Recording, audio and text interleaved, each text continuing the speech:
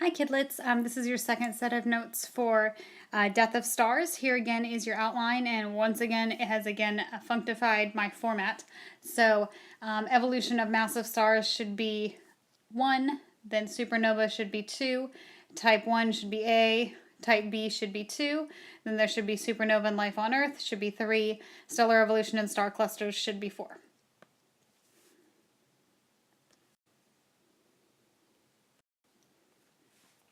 Sorry, my face just went away. You know what I look like though, I'm pretty sure. So here is a pictorial flow map showing each different path of stellar evolution. And again, mass is the determining factor. So we've already looked at this entire top portion. So we've looked at a sun-like star, which then expands to a cooler red giant. Here is the Cat's Eye Nebula, which is one of the prettiest planetary nebulas. And then we have our white dwarf. So now we're going to look at, from our molecular cloud, our initially much larger star, which would then be a supergiant, supernova, and then the two possible fates of supernova. So again, remember that we said that the lower mass limit of a massive star is 8 solar masses. So anything greater than 8 solar masses, and you may find differences there. I've seen some places say 6 solar masses would be quantify as a massive star. We're going to go with 8.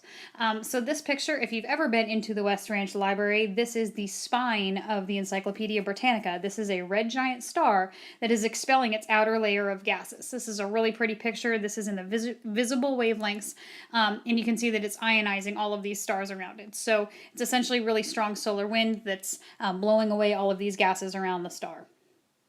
So here is another unstable star, and here are some jets coming from the poles. So high mass stars have a much different evolution than low mass stars do. So as you remember, a low mass star will stop fusing once it has a carbon core. The fusion stops. Helium flash is the last reaction that a sun-like star would have. There's no helium flash in a higher mass star, but the first few stages are the same. So you first get this hydrogen shell, and remember, it's still completing hydrogen fusion. It just doesn't last as long. Then you get this core that's burning helium to carbon. You still get a carbon core, and you get that surrounded by your lower mass gases. But there's no helium flash, so remember that is what signals the end of the red giant branch for a lower mass star, because they can't fuse anything beyond carbon, but high mass stars can. Fusion just keeps happening. That's why there's no helium flash, which is the last fusion reaction in a low mass star that continues in a high mass star. So as that continues, we see that it moves across the HR diagram pretty horizontally. So if you think about the HR diagram as being here's our main sequence. So as a low mass star would start down here, a higher mass star is obviously going to start higher up in the diagram, and it's going to just move this direction, whereas a lower mass star is going to move up like this. So it's going to move across horizontally, which means that its luminosity is going to remain constant while it cools. And I apologize, this picture got super funky. This should say supergiants.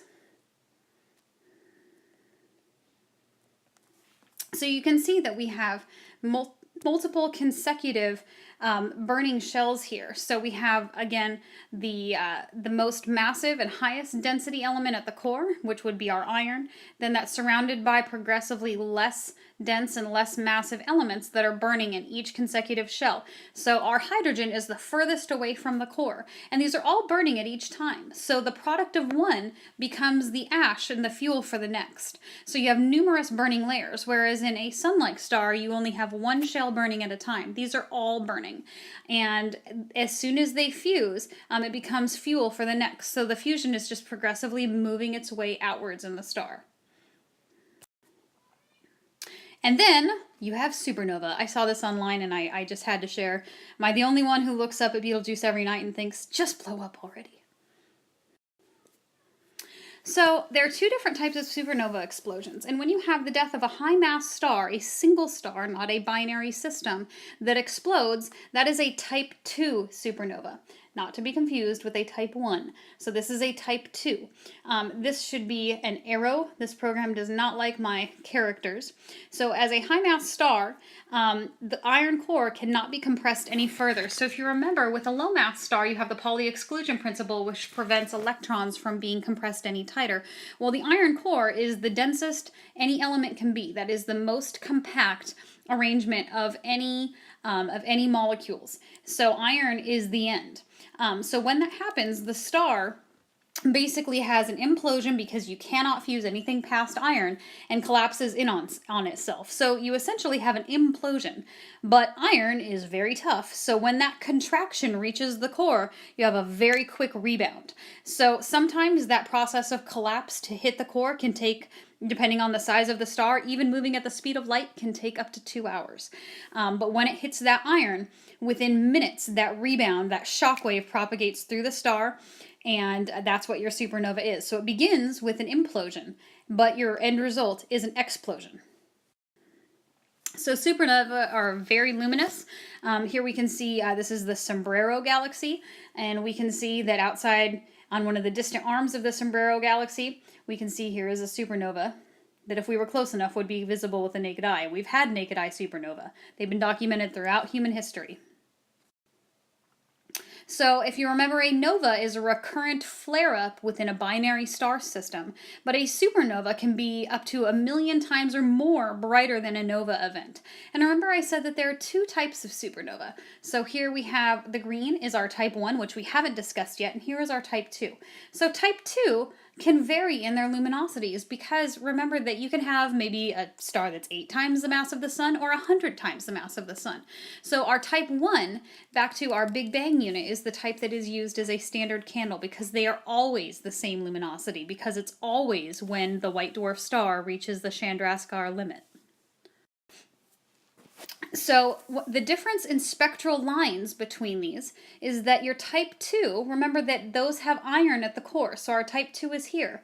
So the spectra and the light curve of a type 2 supernova would have hydrogen lines in it because there's still a hydrogen burning shell. It still has hydrogen, it still has helium, it has carbon, so the light curve would show all of those elements. Whereas a type 1, which is our binary pair, is not going to show those. There would be no hydrogen lines whatsoever because all of that hydrogen has been fused. Whereas in a type 2, there's still hydrogen. So that's the main difference in the spectral lines. And you'll see that there is this green dotted line for the supernova from 1987. This was visible with the naked eye from the southern hemisphere. This was more luminous than any star, any supernova that had ever even thought to have been observed. And this was the first blue giant that they'd ever seen explode. And at the time, they didn't think that that was possible. So here is the 1987 supernova. This is before and after. So you can see right here.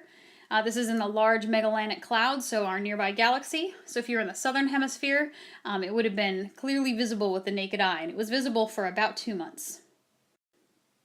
So you should be able to answer each of these questions. Why does the core of a high mass star collapse? So remember that it's becoming very unstable. You have iron at the core. There's no fusion rate that can happen beyond that, but you have fusion happening outside the core as well. So that fusion outside the core becomes very unstable and it collapses in on itself. Gravity is overtaking it, and then that causes the explosion. And then you should be able to describe the end phases of a high mass star.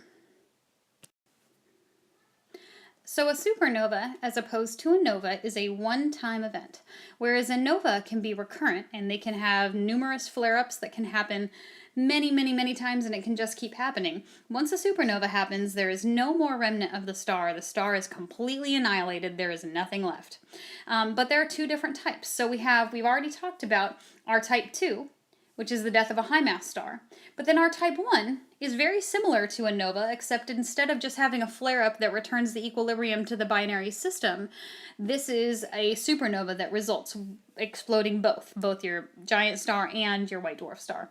And this is known as a carbon detonation supernova. So, and remember, this is a low mass in a binary system with a giant star. So a type 1A, yes, there are 1B, 1C. They're very rare. We're not as concerned about them because these are much more common. These are carbon detonation supernovas. So this would be when your white dwarf exceeds the Chandrasekhar limit, which we should know by now is 1.4 mass of the sun, solar masses.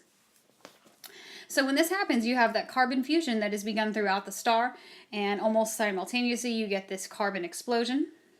So remember that the nova reaction reignites the star. So you end up getting this runaway explosion. So it essentially brings the star back to life again.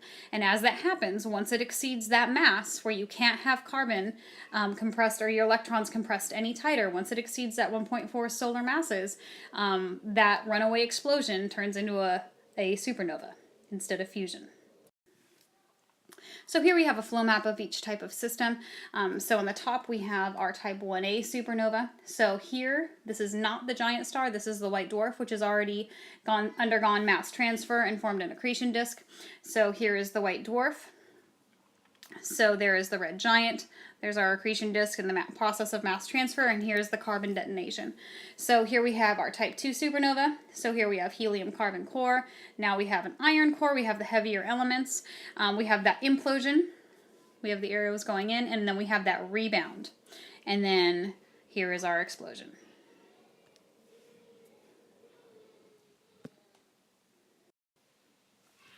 So here are some visibly observable supernova remnants. They're very pretty. So at this point, you may be wondering if a supernova could possibly take us out. The answer is yes, but these are not very frequent events. They generally happen once every 250 million years within about 33 light years from Earth.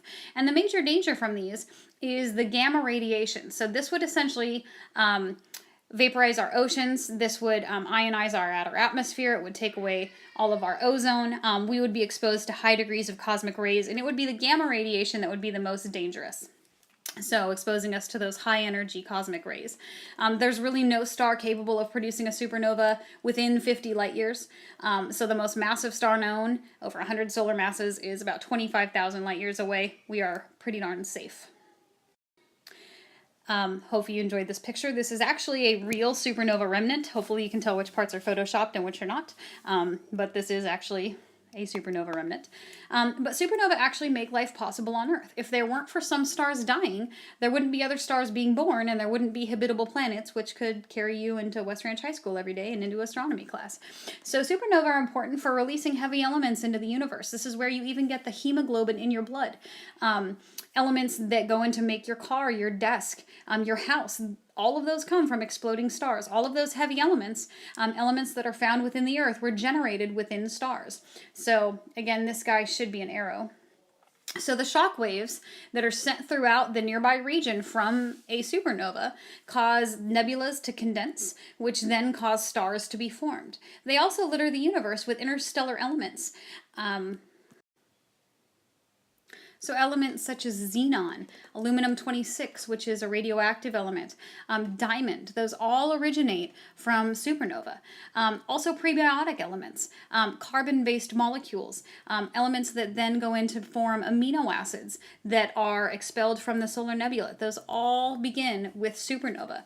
So the elements that came to the early Earth that made life possible were all formed in supernovas. So really, we're all made of stardust, and we all have an exploding star like this little dude to thank for our existence.